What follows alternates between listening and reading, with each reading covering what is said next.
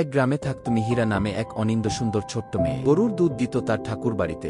মাঝে মাঝে বিকেলের বেলা মাঠের পথে। একদিন বিকেলে সরু পথে হেঁটে ফিরছিল, তখন সে দেখল গাছের ডাল ভাঙা। বুঝল না কি হয়ে। আরো কাছে গিয়ে জানাল, একটা বিশাল সাপ তার ডাল ভেঙে লুকিয়ে আছে। মিহিরা তো থমকে গেল।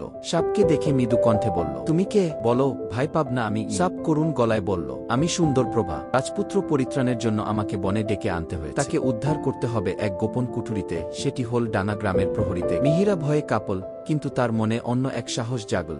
রাজপুত্র হত্যা হলে গ্রাম অন্ধকারে ডুবে যাবে। তাই সে সাপকে বলল, আমি তোমার সাহায্য করব, পথ দেখাও। সাপ মিহিরাকে কুসুম ফুলের ডাল ঢালে নিয়ে গেল, যেখানে একটা গোপন গর্ত থেকে শব্দ আসছে। ওই ডানা গ্রামের প্রহরী রাজপুত্রকে বন্দী করে রেখে। সাপ আগিয়ে ধরে ওড়না দিয়ে প্রহরীর চোখ বন্ধ করে দিল, আর মিহিরা চুপচাপ রাজপুত্রকে আত্মবিশ্বাস দিয়ে চিরতে হেঁটে নিয়ে এল গ্রাম। সকলেই অবাক, কি কাণ্ড করল এই শিশুটি।